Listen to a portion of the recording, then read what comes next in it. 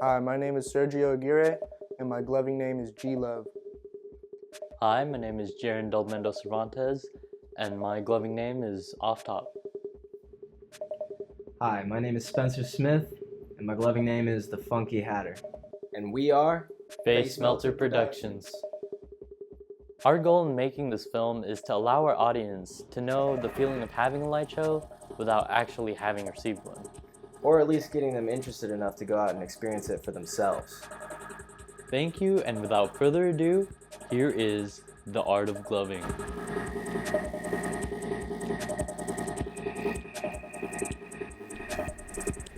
In taking on the endeavor of going into the gloving world to bring in awareness to the general public, one significant hurdle comes to our attention. The idea that enhancing your perception through the use of illicit drugs is a crucial part of giving or receiving a light show poses a big challenge to the serious artists and honest professionals who dwell within this community. In our efforts to find more on what light gloving is really about, we strove to seek information outside of the typical rave and EDM event scene. In the hopes of finding other individuals with a like-minded love for gloving outside the stereotypical norm, we soon found ourselves at the University of California, Berkeley campus to sit in on a new class called Ambience. I feel bad, like, keeping you guys waiting. They can all leave. Yeah, They you don't have to watch. stay Just here. wanna watch. I want to watch. We want to let you support The point we were just waiting. You're like, oh, fucking Kevin. We're like, we want to see Kevin's light show. Well, speak for yourself. 206.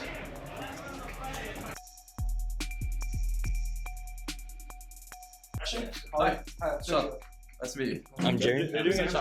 Nice to meet you. Nice to meet you. I think what it was just a passion for the art.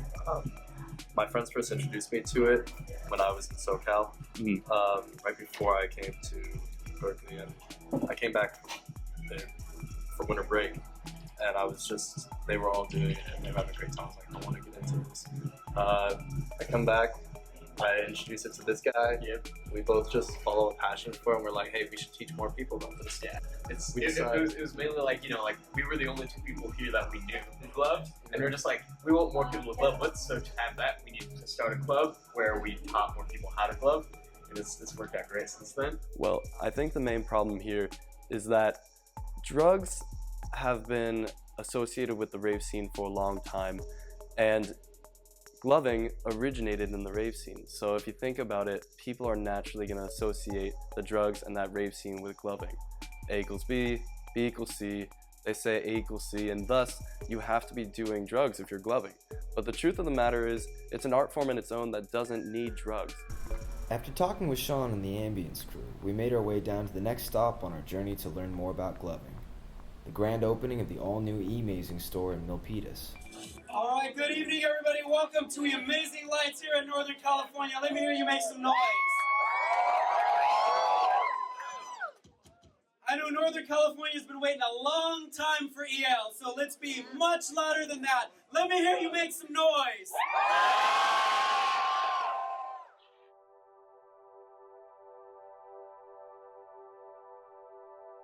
It's a complex mishmash of a lot of different styles and creativity. I started a club dedicated to gloving because I believe that you can enjoy gloving anytime, anywhere. People tend to judge the rave culture so harshly on account of the misconceptions that have been connected to it in the past. But true ravers are there for the music and the positivity of the environment. I mean, to feel the bass in your chest and to have a massive crowd of people surround you while you give a light show is to be embraced by that crowd and not consumed by it. I think the most important thing that each of us wanted going into this assignment was to get people to understand that gloving is so much more than just, waving lights in front of someone's face. It is a deeply intimate and personal exchange from one human being to another. You're giving someone your complete and total undivided attention, and they're giving you theirs.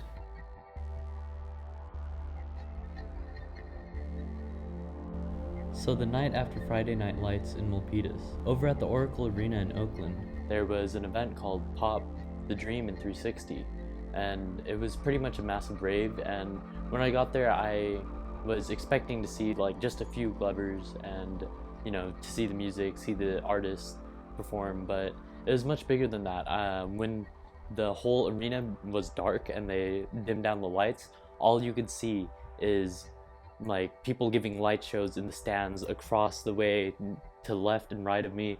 I looked up and I saw people doing light shows up there.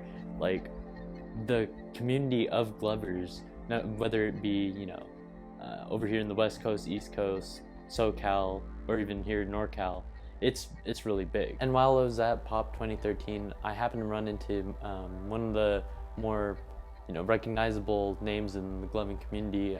His name is Munch, and I happened to get an interview with him. Since it started, I wasn't there since the beginning. I was in my ninja hut practicing my ninja skills. Then I moved over to become a magician. That didn't work out so well. So then I moved over to gloving, and then, you know, it took me a little further. I would say gloving is more of a dance movement now than it was 2-3 years ago. Basically before Amazing really got the ball rolling. We've been making more of an impact in our community. Like here at Pop, we helped sponsor this event. We helped sponsor SWAT, which is Summer Winter Action Tours, just to get the gloving scene out there. Not to blow it up, but to make it known for what it really is. It's an art form. Your hands are the paintbrush, and your imagination is the canvas. I want to say, in essence, that gloving is in no small way an expression of who you are. There's nothing about gloving that isn't expressive of, you know, everything about you.